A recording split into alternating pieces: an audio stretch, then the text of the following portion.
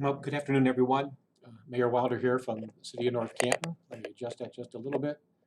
And I want to welcome you to this afternoon to the mayor's community update. Have a few bits of information to share with you, and hope you're doing well today. Well, as we all know, school is back in session for pre-K through 12 in the North Canton City schools. I think they're adjusting from what I've heard as best as can be. They're working with the standards, physical distancing, social distancing, wearing their facial coverings, hand washing, using hand sanitizer, and following all the standards that are necessary to keep in-person activities and education going forward. I want to send a shout out to all the staff and faculty for all that they have done to accommodate the students coming in their classrooms, regardless of grade and regardless of what activity. I know our athletic department is working strong. Our coaches and players are doing their best to adhere to the standards for maintaining safe play and safety for themselves. So I wish everybody, again, to have a good school year, and hopefully we can start off safely and in a very healthy manner.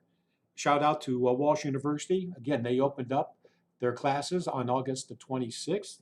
We want to welcome all the students back and the faculty there doing the same thing and following safeguards for healthy educational experience. If you notice in the repository last week, the nice article about the Founders Plaza and the tower that was put in. It's the same type of tower that's over by the David Center. So it looks really good. And again, hopefully that is going to near completion and in honor of the Brothers of Christian Instruction who helped found the university over 60 years ago. Good luck, Walsh University, on this first part of your school year. St. Paul's, good for you. You've got your people going back. That's kindergarten through 8th grade. The sessions are in place and progressing well. So kudos to all the staff and faculty over there, and for the students also doing their best to monitor their health, safety, and for the welfare of their students. Hey folks, just remember, school's in session. Bottom line is, when you get to a school zone, all right, it's 20 miles an hour, all right? 20 miles per hour. And that school zone is there for a reason. And please, you can watch for the warning lights that you'll see on South Main Street, over by East Maple Street, but also that 20 miles per hour limit is also during restricted hours of the school, either departing or arriving. So just keep that in mind. So we want you to travel through our school zones, but do it safely when it's alerted to for you to monitor and slow down your traffic. I'm going to go over this one more time because I've seen it happen again already over on Everhard once, and I saw it again on Apple Grove. Folks, listen. When you stop for a school bus in Ohio on a road with fewer than 4 lanes, all traffic approaching a stopped school bus from either direction must stop at least 10 feet from the front or rear of the bus and remain stopped until the bus begins to move or the bus driver signals motorists to proceed. And if the bus is stopped on a street with 4 or more lanes, only traffic proceeding in the same direction as the bus must stop. There again, Apple Grove, Everhard, North and South Main. That's where that rule will come into effect. So please, and most of all, folks, on our streets, especially on even on Main Street, again, Apple Grove, Everhard, slow down. Schneider Street, slow down. We're starting to get some reports from our residents that of speeding motorists. So just slow down, and you'll get to your destination safely. And we'd certainly appreciate that. An update on our streets and road improvements. The East Hill Street is progressing. The curbs or gutters are in on the south side of East Hill.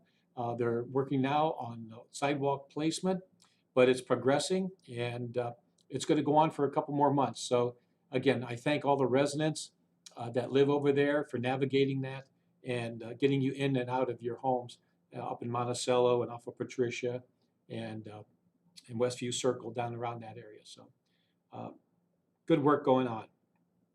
Now, on the East Maple Street project, the bridge that goes across the Nimishillen Creek, that's the west branch of the Nimishillen Creek.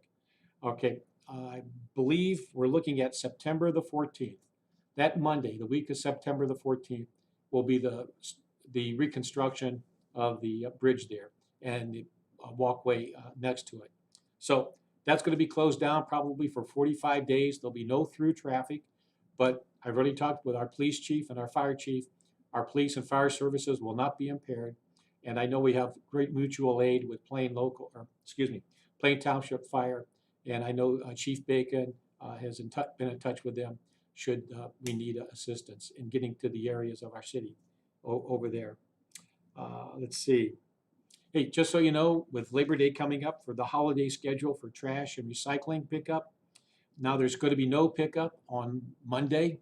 That's Labor Day, September the 7th. Just as a reminder, pickup will be the next day. Also, on the 7th, there'll be no council meeting scheduled for that Monday night on Labor Day night. Excuse me. Also, starting Tuesday, September the 8th, good news from the North Canton Public Library. It's going to reopen its children's department to the public Monday through Thursday from 11 to 6, and then Friday and Saturday, 11 a.m. to 2 p.m. And it'll be limited to a number of patrons or customers, but again, always contact their website for further instructions or give them a phone call. They also inform me that children under 12 will be allowed in with a parent or guardian, and so that's good news. And most of all, you can also go online and check out their fall program guide. And I want to thank Andrea Legg and her staff for being so patient with the operations of our public library.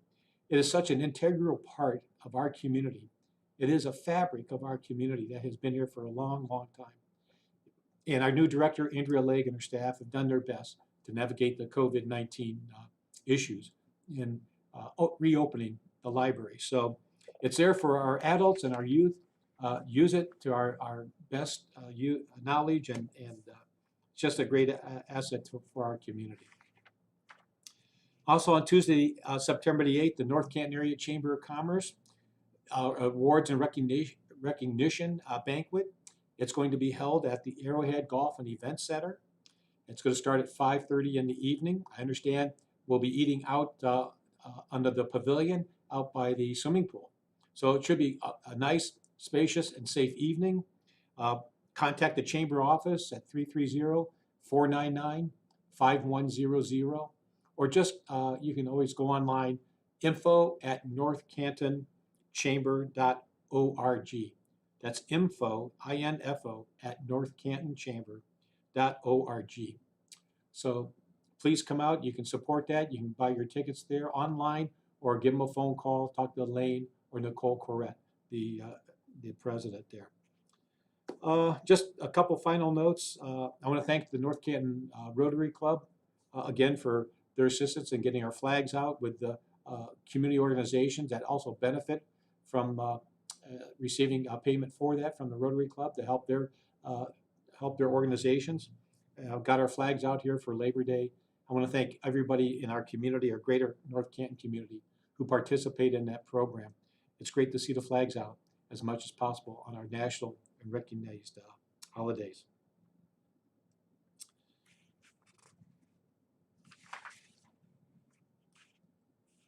You know, each month there's a number of things that are probably nationally recognized, and you could find probably just about anything on any day that's going to be special.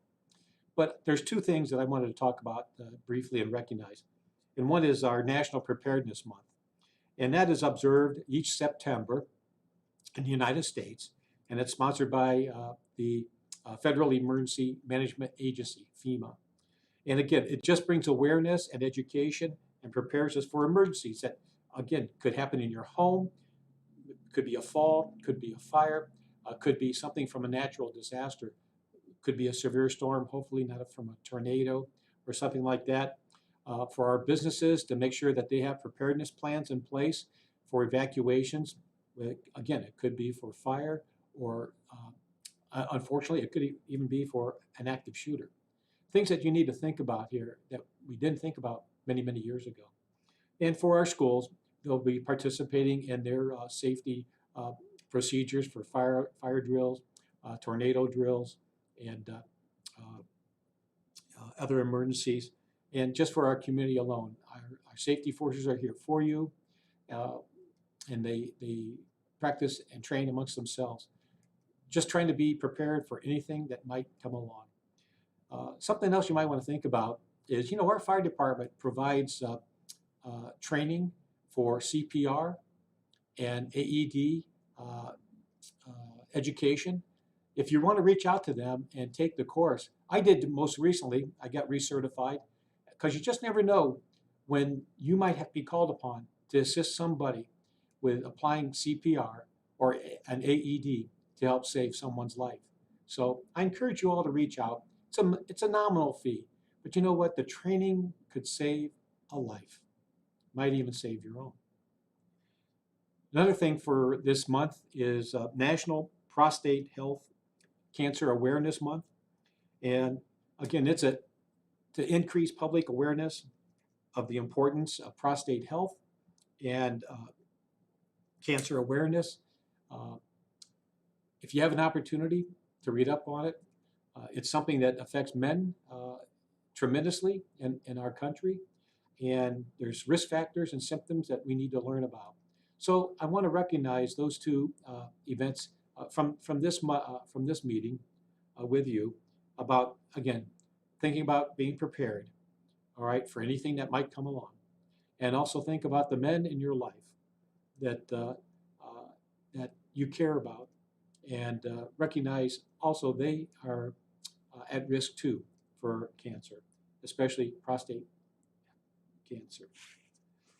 In closing, I'd just like to suggest, again, don't forget to stop by the North Canton Farmers Market. It's still going strong for us. And main thing is, now that we're out and about, buy North Canton as much as you can. Support our businesses, support our restaurants. I'm working on one initiative with the planning committee or a commission, and I've approached council, and hopefully it will go to planning commission, that we have an opportunity to increase our outdoor dining for our food establishments to help them in a sense of recovery for maybe some of the losses that they have experienced due to COVID, but also allow people to not only have indoor dining, which could be very limited, but to help them in an outdoor setting that they might be able to accommodate more people, and for you and all of us to eat out, but also in a safe manner. So we'll see how that goes and goes through council and legislation over the next few weeks. So most of all, folks, I want to thank you for your time and attention. And remember, wherever we're out in the public, please just remember to wear a facial covering, practice your physical or social distancing, and monitor your own health, wash your hands, use your sanitizer. But most of all, you know what? I have faith in our community that we care for one another, and we're going to do the best we can to navigate this COVID-19 pandemic. And hopefully we'll all be able to have a chance to stay healthy. The precautions we take now hopefully will pay dividends in the months to come. Thank you for your patience and your time. I want to shout out to our staff again, to not only here at administration, but across, from whether it's in finance, our street department, water department, engineering, our building department, and zoning. Folks, we have tried to do our best to maintain the services throughout this whole thing since it started late February, early March.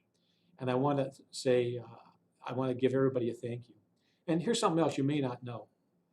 For right after this COVID-19 broke, we made decisions to put capital projects on hold. We're watching our budget, and we're holding our own. And water was a very important topic that came up. We did not do any water shutoffs for anyone who's delinquent in payments.